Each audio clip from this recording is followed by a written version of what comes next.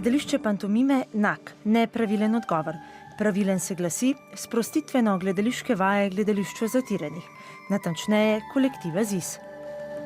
Gledališče zatiranih je metoda, ki se je sicer razvila v 60-ih letih v Braziliji. Razvijal je Augusto Boal, ki je bil režiser, politik, pisec. Ideja pa je, da v bistvu daje glas ljudem, ki ga nimajo. To je aktivistično, politično gledališče, ki odpira teme, o katerih se ne govori. Obenem pa na ta način tudi raziskuje neke čist osebne zgodbe, ker vedno v bistvu to gledališče zanima delati z ljudmi in za ljudi, kar pomeni res tak zgodbe z prve roke. Zdaj širše gledano, to smo lahko vsi, po moje, ker smo potrošniki, živimo v potrošniški družbi.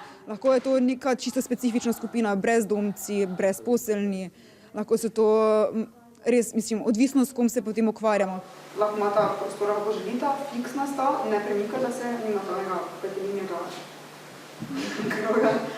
Kar je pomembno je, da se poteka v neki dokaj zaprti skupini, v smislu skupini, ki se dovolj dobro pozna, da lahko potem se izpostavljajo neke osebne teme oziroma da je neko varno okolje. Potem pa se v bistvu, kar je pomembno, raziskuje preko nekega kolektivnega avtorstva, da vsi soustvarjajo zgodbo, ni enega režiserja, enega pisca teksta ali pa da bi se nek tekst, ki že obstaja, napisan, obravnavalo, ampak vse nastaja kot nek kolaž kolektiva, ki je prisoten. A razgaliti svoje razmišljanje, mišljenje, videnje sveta, ljudi in odnosov v njem pred popolnimi tujci nikakor ni enostavno. Pravi moški je sebičen in egoističen. Ali ne? Pravi moški je oče vsakomur. Ali ne? Je v bistvu bilo težko na začetku, prve 4-5 vaj mogoče. Potem pa se stvari odperejo, spoznaš kolege in je lažje. Imeli smo rdečo nit, to so bili odnosi med dvema ognjema, oziroma moški-ženski, moški-moški, ženska-ženska.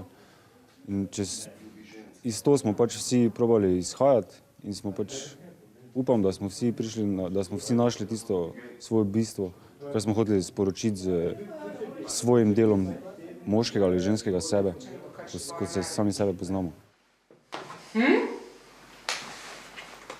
Te boli? Te boli? Jaz sem se v bistvu prijavila kot udeleženka, mislim, da je bilo lani, na sobo za ženske, ki jo je organizirala Barbara, kjer smo v bistvu imeli 3-dnevno delavnico pač gledališča zatiranih, glih na tematiko žensk, na obravnavo spolne enakopravnosti, v bistvu, kaj sploh pomeni biti ženska. Sem se v bistvu pridružila in potem se je taka skupina osnovala, da nam je bilo ful fajn, ful idej, tudi zelo smo spletle med sabo v teh 3 dneh ful odnos, tako da smo imeli pol željo s tem nadaljevati pa narediti res nekaj konkretnega. Moja izkušnja z gledališčem zatiranih je, da sem se dosti bolj poznam samega sebe, dosti bolj zaupam v svoje odločitve, ki jih pač imamo, ko jih imam skozi življenje. Dosti bolj vem, kaj si želim v življenju in spoznavaš samega sebe, kar je bistvenega pomena v današnjem svetu, ko smo pač informirani vseh strani, pa nas hočejo potegniti v to stran, pa v ono stran. V bistvu vsak človek naj sam pri sebi spozna, kaj je njegovo bistvo, da naj izhaja iz sebe, pa naj bo to, kar je bistveno, da se ne prilagaja drugim. Kakšna izkušnja je to zate? Zame je ful dobra, da ima vsak res priložnost se izraziti, pa sploh začeti razmišljati o tem, kaj ga pač peri pri sebi. Tudi same tehnike gledališča, vaje so ful fajn, ne morem drugače reči. Pač prisili človeka, da ne vidi te maske, da mu padajo dol zidovi pred sabo, da se lahko izrazi, spoznavaš se ful in to v nekem varnem zavetju odra, tako da ful priporočam vsakmu. Gledalec v gledališču zatiranih ni več pasivni gledalec, ki zgolj pozorno spremlja predstavo, ampak postane njen aktivni člen, tako imenovani gled-gralec. Gledališče zatiranih da gledalcu misliti. Meni je ravno pozitivno to, se mi zdi, da se Slovenci, kljub temu, da mogoče obstajajo neke stereotipi, zelo pozitivno odzivajo in se vključujejo v predstave. Predstava Med dvema ognjema je po mnenju Polajnarjeve presegla utečeno obliko gledališča zatiranih. Beseda zatirani v imenu gledališča v mariborskem kolektivu ZIS pa postaja simbolična.